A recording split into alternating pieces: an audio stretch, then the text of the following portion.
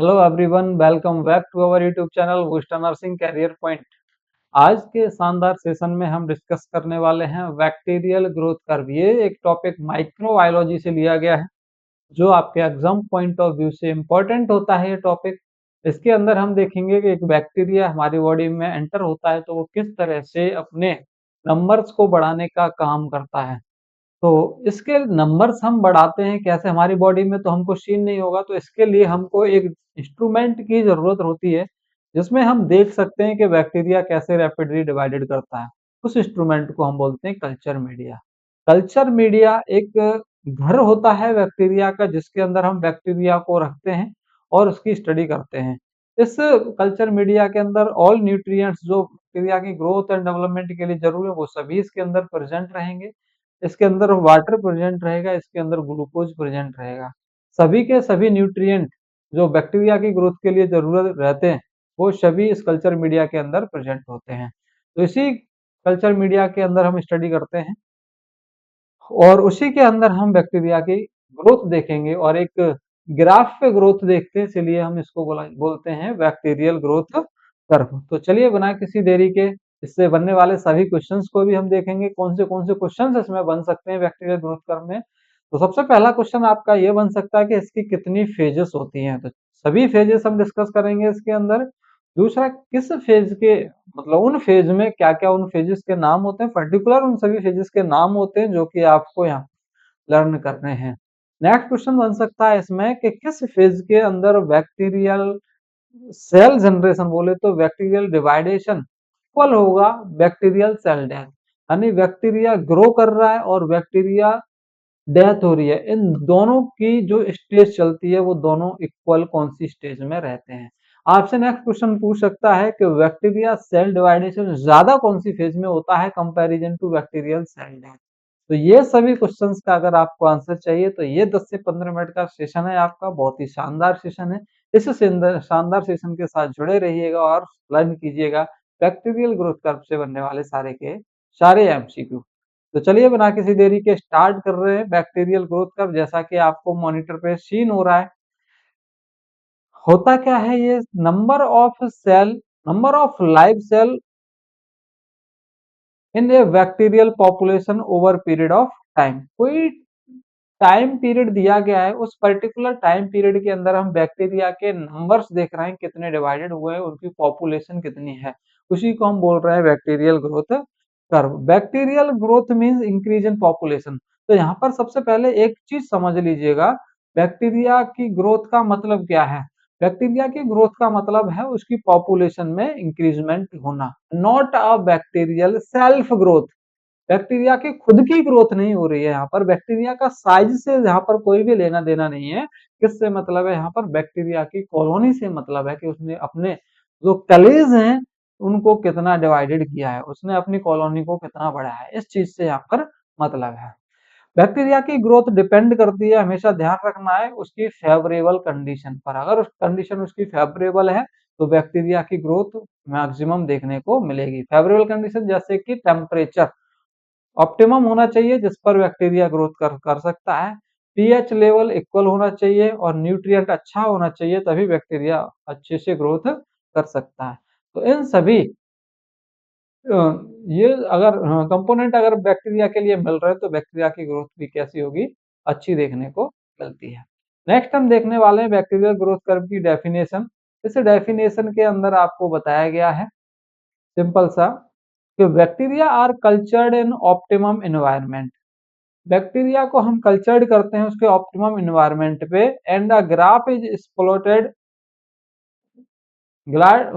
Plotted between bacterial count and time. और एक graph plot किया जाता है, मतलब बनाया जाता है बैक्टीरियल काउंट यानी कि बैक्टीरिया के number of cell and time. तो टाइम पीरियड के बीच में, और ये यहाँ पर ग्राफ में दिखाया गया है, यहाँ पर ये क्या दिया गया है गाइस, यहाँ पर ये टाइम दिया गया है इधर, और इधर दिए गए कि बैक्टीरिया कितना रैपिड इंक्रीजमेंट हो रहा है। तो ये हम ऐसा अगर ग्राफ बनाते हैं, ऐसा ग्राफ प्लॉट करते हैं तो उसी को हम बोलते हैं बैक्टीरियल ग्रोथ कर्व। क्या बोला जाता है गाइस, जिसको बैक्टीरियल ग्रोथ कर्व के नाम से जानते हैं। तो यहाँ पर फेज देख लीजिए कितनी फेज होते हैं बैक्टीरियल ग्रोथ के? तो 4 फेज होती है बैक्टीरियल ग्रोथ कर्व की, जिसके अंदर आपको यहाँ पर दिखाई दिया है डायग्राम में। पहली लैग फेज होती है, दूसरी फेज लॉग फेज होती है, तीसरी स्टेशनरी फेज होती है और चौथी फेज होती है डेथ फेज। टोटल फेज यहाँ पर है 4। कितनी फेज है? 4 फेज देखने को मिलती हैं। तो चलिए वन बाय वन इन सभी फेजेस को देख रहे हैं हम यहाँ पर। चारों फेज में सबसे पहले जो फेज है उसका नाम है लैग फेज। लैग फेज, तो लैग और लॉग में आपको कंफ्यूजन नहीं होना है। लैग आ रही है, लैग फेज है या फिर लॉग फेज है, तो ध्यान रखना है जिसमें ए आया है पहले वो लैग फेज है, ओ आया है वो सेकंड फेज है। तो ये चीज आपको ध्यान रखनी है यहाँ पर। तो लैग फेज सबसे पहले देखने को मिलती है। लैग फेज इनिशियल फेज है। लैग फेज इनिशियल फेज है, इसके अंदर बैक्टीरिया के नंबर बढ़ते नहीं है। Bacteria is not divided in this phase, यानी कि इसके अंदर देखो इसमें दिखाई दिया है ये यहाँ से लेकर और यहाँ तक की फेज ये बताई जा रही है। ये फ्लैट लाइन आ रही है इसके अंदर। कैसी आ रही है? फ्लैट लाइन सीन हो रही है इसके अंदर। इसमें बैक्टीरिया की ग्रोथ नहीं हो रही है, बैक्टीरिया के नंबर नहीं बढ़ रहे हैं।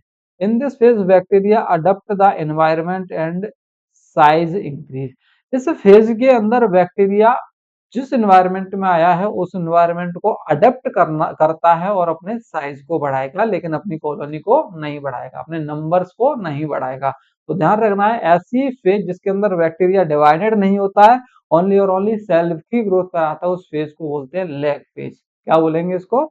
लैग फेज के नाम से जाना जाता है। सेकंड फेज आती है लॉग। सेकंड फेज है लॉग फेज। इसको सेकंड फेज के नाम से भी जानते हैं और उसका दूसरा नाम है जो आपको याद रखना है, क्वेश्चन यहाँ से पूछा जाता है। इस फेज का नाम होता है एक्सपोनेंशियल फेज। एक्सपोनेंशियल का ही मतलब होता है डिवाइडेशन। क्या है? प्रोलिफरेशन या फिर डिवाइडेशन के नाम से इसको जानते हैं। तो एक्सपोनेंशियल का मतलब प्रोलिफरेशन हो गया। इस फेज के अंदर होगा क्या? बैक्टीरिया का प्रोलिफरेशन होगा। बैक्टीरिया के अंदर बाइनरी फ्यूजन होता है। बाइनरी फ्यूजन का मतलब होता है एक से दो सेल में बैक्टीरिया डिवाइडेड होता है। ये दो सेल फिर से अगेन दो दो सेल बनाएंगी और इस तरह से ये क्या चलता रहेगा, इनके अंदर सेल डिवीजन चलता रहता है। इसी को बोलते हैं बाइनरी फ्यूजन। बाइनरी फ्यूजन के नाम से जानते हैं। यानी कि इस तरह से बैक्टीरिया की ग्रोथ यहाँ पर बढ़ती रहती है। पहले एक सेल से दो सेल, दो से चार, चार से आठ, आठ से 16, 16 से 32, इस तरह से बैक्टीरिया की ग्रोथ होती रहेगी। ऐसा सेकंड फेज में देखने को मिलता है। In this phase bacterial count maximum सबसे ज्यादा देखने को मिलते हैं due to bacterial division. Straight upward line seen होती है या फिर हम इसी को बोल सकते हैं जे शेप की लाइन सीन होती है। एक लाइन बनती है, इसी को हम बोलते हैं जे शेप लाइन। तो देखो यहाँ पर ये लाइन बन रही है, यहाँ से नीचे से गई है ऊपर की तरफ। ये पहले फ्लैट लाइन थी, है फ्लैट लाइन के बाद ये बैक्टीरिया क्या हुआ, एकदम से इंक्रीज हो गया। मतलब यहाँ पर बैक्टीरिया की कॉलोनी बहुत ज्यादा बढ़ गई। यहाँ पर बैक्टीरियल सेल डिवीजन ज्यादा हो रहा है comparison to bacterial cell death. ये सेकंड फेज में देखने को मिलता है। गाइस थर्ड फेज आती है stationary phase. Stationary phase means फिर से स्टेशनरी रहेगी, इसमें इक्वल रहेगा इसके अंदर। स्टेशनरी फेज के अंदर क्या रहेगा? Bacterial count remain same. अब सेम रहेंगे, बैक्टीरियल काउंट ना कम होंगे ना ज्यादा होंगे। Nutrient decrease in this phase, क्योंकि इसके अंदर न्यूट्रिशन कम होने लगता है, डिप्लेशन होने लगता है न्यूट्रिशन का। इसकी वजह से बैक्टीरिया को न्यूट्रिशन नहीं मिल पाता और उसके कारण बैक्टीरिया के सेल डेथ होने लगती है। इसमें सेल डिवीजन और सेल डेथ दोनों बराबर रहते हैं। जितने नंबर में बैक्टीरिया इंक्रीज होगा उतने ही नंबर में बैक्टीरिया की डेथ भी हो जाएगी। तो दोनों बराबर स्टेज देखने को मिलेंगी। सेल डेथ इक्वल रहेगी, किसके इक्वल रहेगी? सेल डिवीजन के इक्वल रहेगी। Guys clear? ऐसा आपको देखने को मिलता है स्टेशनरी फेज के अंदर। और लास्ट फेज है जिसको हम बोलते हैं डिक्लाइन फेज। लास्ट फेज है जिसको हम बोलते हैं डिक्लाइन फेज। इस फेज के अंदर number of bacteria decrease continuously and exponentially. इस फेज में बैक्टीरिया के नंबर क्या हो जाते हैं? कम हो जाते हैं और रैपिडली कम होते जाते हैं। स्टेशनरी फेज के बाद में देखिए ये वाली फेज जिसमें बैक्टीरिया फिर से नीचे आ गए, यानी कि इसमें जो सेल डेथ थी बहुत ज्यादा होने लगी और सेल डिवीजन बहुत कम हुआ। Number of cell dying more than number of cell division, यानी कि इसमें सेल डाइंग ज्यादा होती है more than number of cell division, cell division से ज्यादा सेल डेथ होने होती है इसके अंदर। क्यों होती है? क्योंकि न्यूट्रिशन जो होता है वो कम हो जाता है और टॉक्सिन्स जो होते हैं वो बढ़ जाते हैं। इस वजह से सेल डेथ ज्यादा होने लगती है और बैक्टीरिया के काउंट भी क्या हो जाते हैं इसके अंदर, कम हो जाते हैं। तो ये चौथी स्टेज थी जो हमने डिस्कस कर ली है। ये छोटा सा टॉपिक था, ये बहुत इंपॉर्टेंट आपके लिए, क्योंकि इसमें से एक क्वेश्चन आपको सीधे सीधे देखने को मिल सकता है DSSB, SGPGI, RML एग्जाम के अंदर। सिंपल सा क्वेश्चन आता है जिसमें कंफ्यूजन बहुत ज्यादा रहता है। तो मैं आशा करता हूँ आज के बाद इस सेशन से आपको कोई भी MCQ इसका कंफ्यूजन नहीं रहेगा। अगर आपको कहीं क्वेश्चंस देखने को मिला तो आप आंख बंद करके उसको आप राइट कर सकते हैं।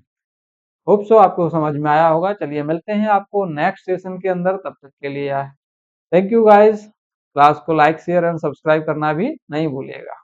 Thank you.